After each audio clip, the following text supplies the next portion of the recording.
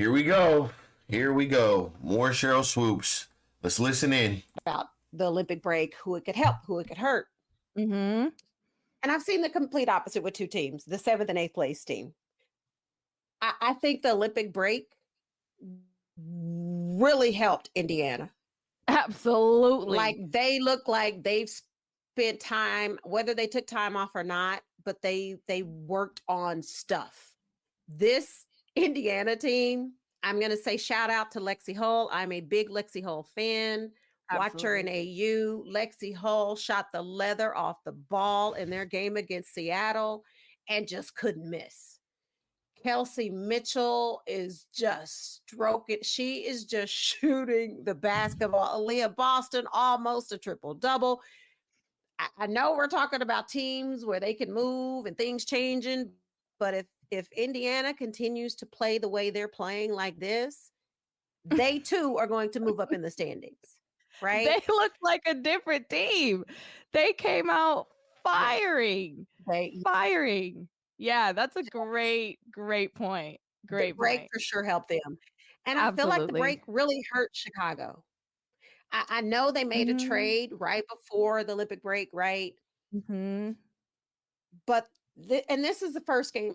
So they lost to Phoenix in Chicago. Then they go beat LA in LA, right? Mm-hmm. Mm-hmm. Then they lost to Phoenix at Phoenix.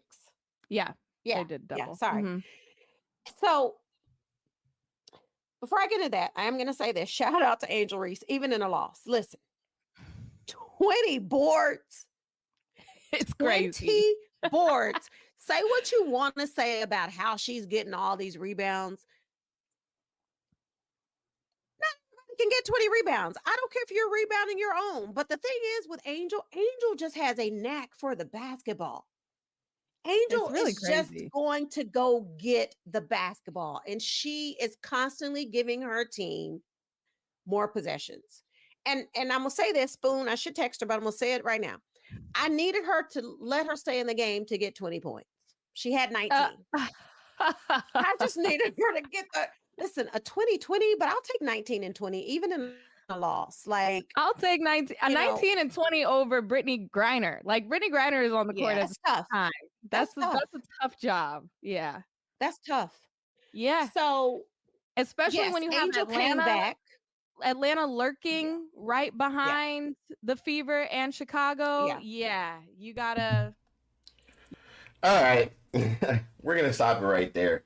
Sheryl, every time I try to give it a break, I mean, you are just, at this point, like, you can't even say Caitlyn Clark's name. How are you going to sit up there and mention Lexi Hall, Kelsey Mitchell, AB, and not mention anything about Caitlyn Clark, who just set a rookie record? And then you're going to go ahead and get all excited, and you're going to go off topic and get all excited about Angel Reese's 2019? 20 rebounds and 19 points on a loss? But you're not going to say anything about Caitlyn Clark, who just led her team to 2 huge wins over the team that just beat the Chicago Sky twice, and they just beat the Storm. Wow. So you're saying Spoon should have left in Angel Reese to get a 2020, but Chrissy Side shouldn't have left Caitlyn Clark in to get hers. Wow. So you're not even mentioning Clark. You're a true generational hater. You're a real hater. I can't believe that. And you know what? At this point,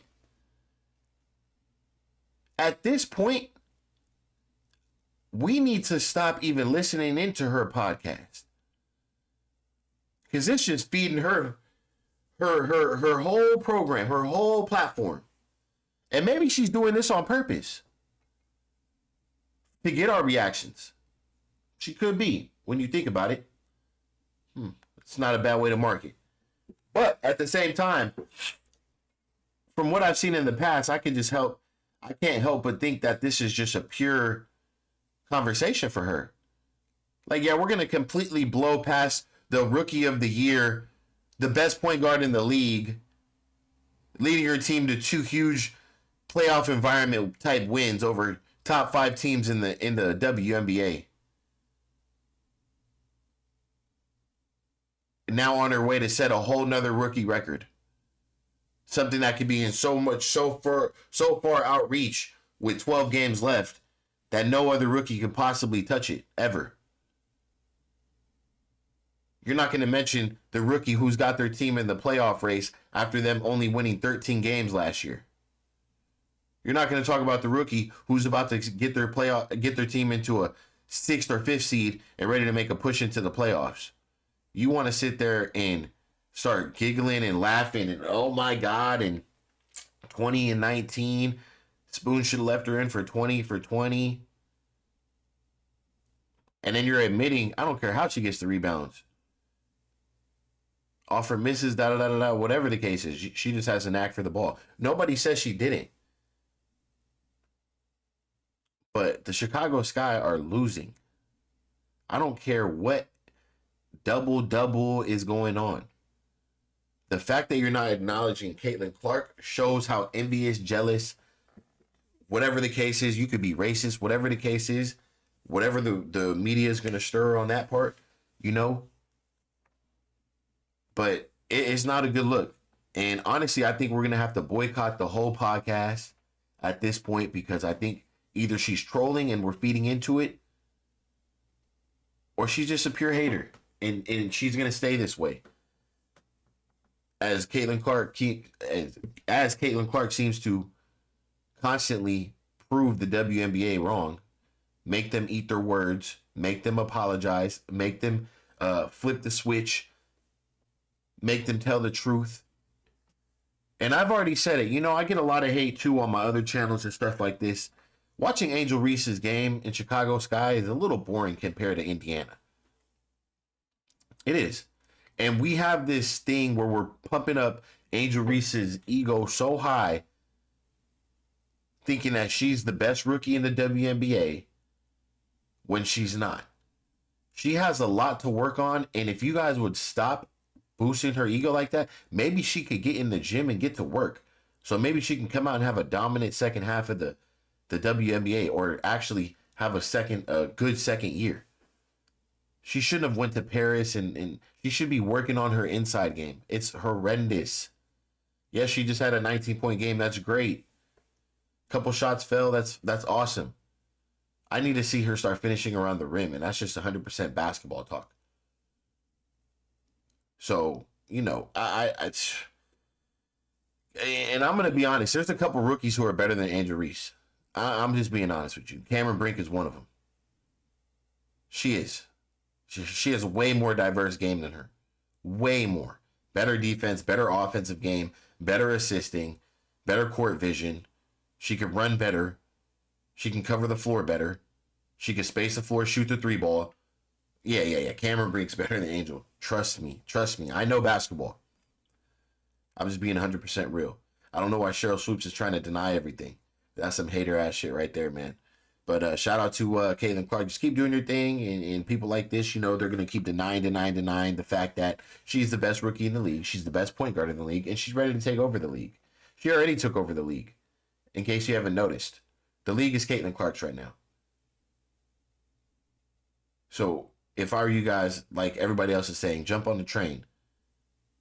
No disrespect to anybody else in the league. But what she's doing for this league, she shouldn't even be on a salary. She shouldn't even be on a salary. She should be having royalties, whatever the case is, percentages, equity, which she might, and you guys might not know any of this. Don't forget, the WNBA and the NBA is a business. There's a lot of things that go on that you have no idea about. I'm going to leave it right there, man. I'm going to catch you guys on the next video. Appreciate all the new love. It's your boy, CEO Kana. Everybody subscribing, everybody leaving comments and things like that. I see them all. I appreciate you guys, man. I'm going to get back to them. But right now, I'm focused on giving you guys so much content. If there's anything else that I missed or anything you guys want to touch on, please leave it down below, and I'll make sure I get a video out touching on that subject. Besides that, It's your boy C. O'Connor. Welcome to Game Day. Yeah.